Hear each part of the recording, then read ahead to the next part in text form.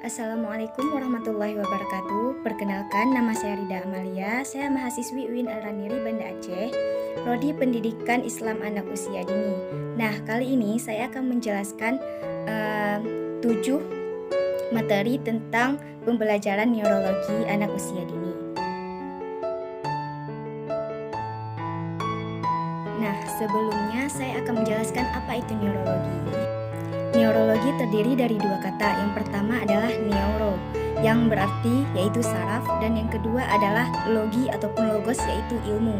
Sedangkan sistem saraf adalah sistem yang mengatur dan mengendalikan segala aktivitas tubuh, seperti berjalan, mengunyah makanan, dan gerakan lainnya. Setiap neuron terdiri dari satu sel, yang di dalamnya terdapat sitoplasma dan inti sel. Kemudian dari badan sel keluar 2 serabut saraf. Yang pertama adalah dendrit dan akson.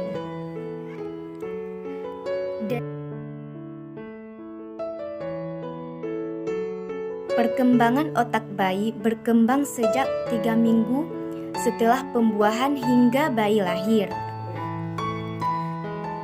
Ada beberapa hal yang perlu kita perhatikan untuk perkembangan otak bayi yang ada di dalam kandungan. Yang pertama adalah memberikan rangsangan yang baik kepada janin, memberikan asupan bergizi dan seimbang, dan selalu mengecek keadaan ataupun kondisi bayi yang ada di dalam kandungan, serta memberikan stimulasi yang positif terhadap janin yang ada di dalam kandungan dengan konsisten dan berkelanjutan.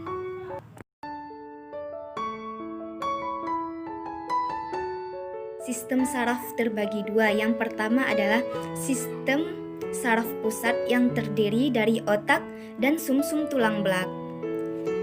Yang kedua, sistem saraf tepi yang terdiri dari sistem saraf somatis dan sistem saraf otonom.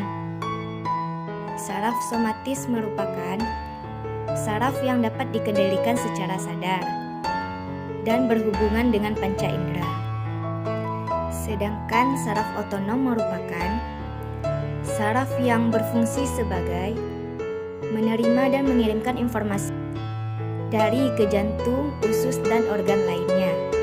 Neurotransmitter merupakan zat penghantar impuls yang dihasilkan oleh saraf otonom. Neurotransmitter terdiri dari acetylcholine dan norepinephrine.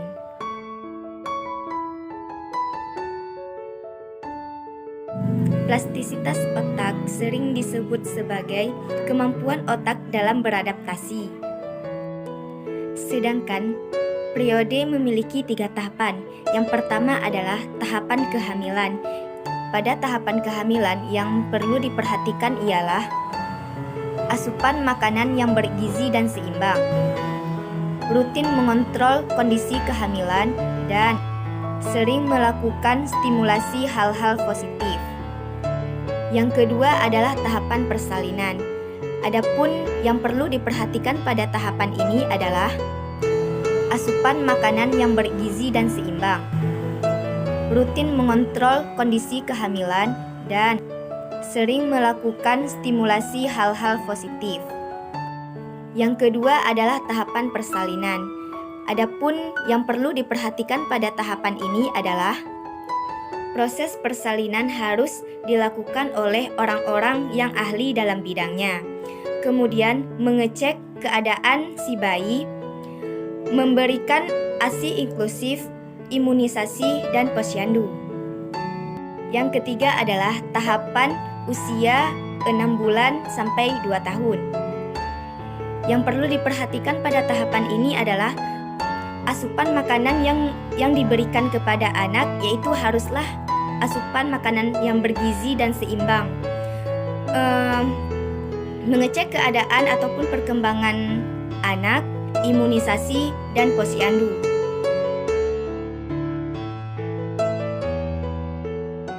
Pada struktur hierarki otak, Jika otak dilihat dari atas, otak terbagi menjadi dua bagian, yaitu hemisfer kiri ataupun otak kiri dan hemisfer kanan ataupun otak kanan. Otak bagian kiri berfungsi sebagai pusat kecerdasan logis dan matematis. Kemudian, otak bagian kanan berfungsi sebagai pusat kecerdasan kinestetik dan gerak. Selanjutnya, otak jika dilihat dari samping terbagi menjadi tiga bagian, yaitu cerebrum ataupun otak besar yang berfungsi sebagai pusat kecerdasan intelektual dan terdiri dari lobus frontal, lobus temporal, lobus parietal, dan lobus occipital. Dan bagian yang kedua adalah cerebellum ataupun yang biasa kita kenal adalah otak kecil yang berfungsi sebagai pusat pendengaran. Dan yang ketiga adalah batang otak ataupun sumsum lanjutan. Dan kemudian ada juga batang otak yang berfungsi sebagai penghubung antara otak kiri dan otak kanan, yang mana berfungsi sebagai respon mata, gerakan pupil, gerakan tubuh, dan pendengaran.